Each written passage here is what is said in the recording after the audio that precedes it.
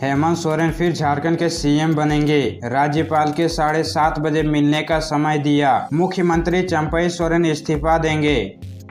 हेमंत सोरेन फिर झारखंड के सीएम होंगे। कल ही मुख्यमंत्री चंपई सोरेन ने राज्यपाल को अपना इस्तीफा सौंप दिया था। मीडिया रिपोर्ट्स के अनुसार कल शाम 7:30 बजे हेमंत सोरेन और चंपई सोरेन राज्यपाल से मिलने गए थे। मुख्यमंत्री चंपई सोरेन इस्तीफा सौंपेंगे और हेमंत सोरेन शपथ ग्रहण के लिए समय मांगे थे। राज्यपाल सीपी राधाकृष्णन अभी चेन्नई में हैं। वे कल शाम तक रांची लौटेंगे। इसके बाद वे सीधे राजभवन जाएंगे। इससे पहले रांची में सीएम हाउस में विधायक दल की बैठक हुई। इसमें हेमंत सोरेन को विधायक दल का नेता चुना गया था।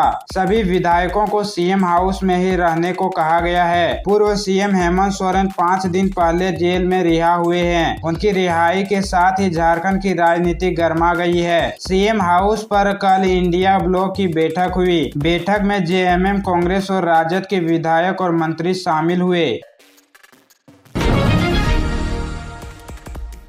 राज्यसभा में पीएम मोदी की स्पीच, विपक्ष का वॉकआउट। पीएम बोले, पेपर लीक के दोषियों को छोड़ेंगे नहीं। मणिपुर की स्थिति सामान्य हो रही है।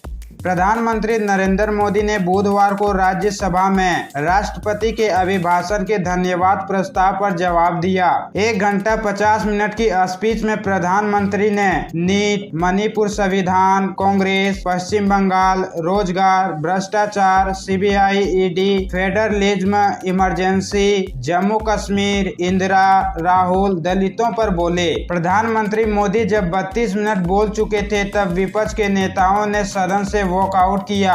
वॉकआउट प्रधानमंत्री द्वारा सोनिया गांधी पर निशाना साधने के बाद हुआ। उन्होंने कहा, ये लोग ऐसे हैं जो ऑटो पायलट और रिमोट पायलट पर सरकार चलाने के आदी हैं। वे काम करने में विश्वास नहीं रखते, वे बस इंतजार करना जानते हैं। इस पर उपराष्ट्रपति और राज्यसभा के सभापति जगदीप धनखड़ बोले, ये लोग मुझे नहीं संविधान को पीठ दिखा रहे हैं। पीएम ने कहा, कल उनकी सारी हरकतें फेल हो गई, इसलिए वे मैदान छोड़कर भाग गए। नारे लगाना, चिल्लाना और भाग जाना, यही उनकी नियति है।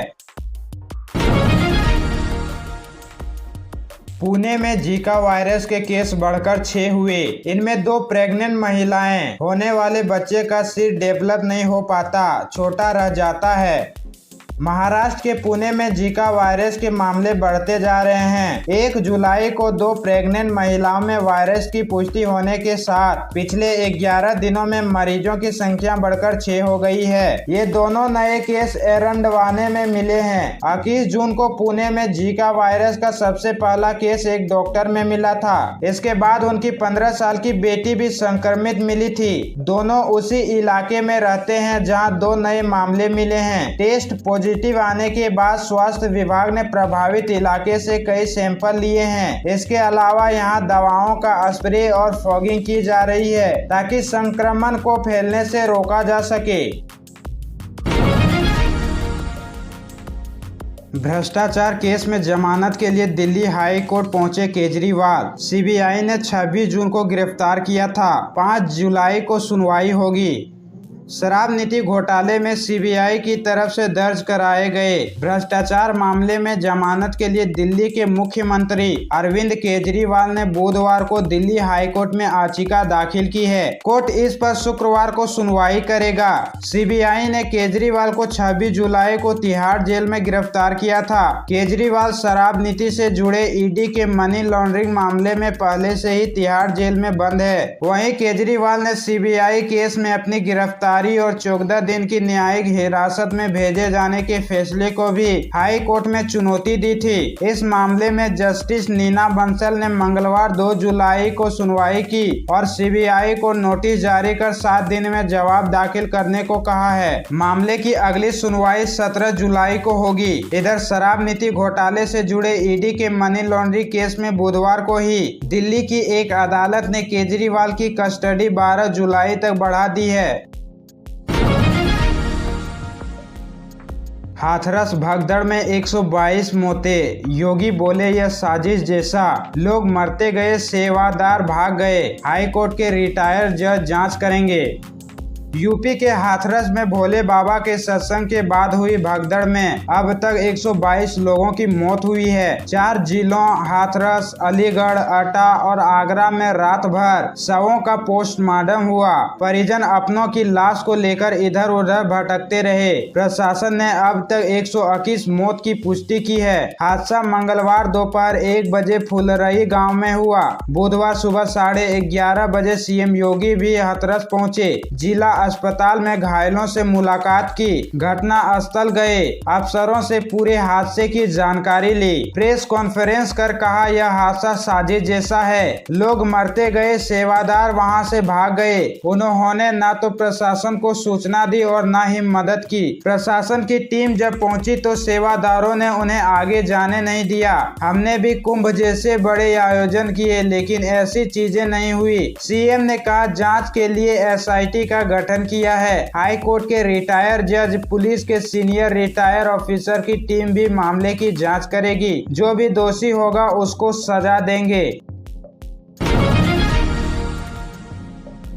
भाषण के हिस्से हटाने पर राहुल की स्पीकर को चिट्ठी, बोले मेरे भाषण में कुछ गलत नहीं। मोदी जी की दुनिया में सच मिटाया जा सकता है।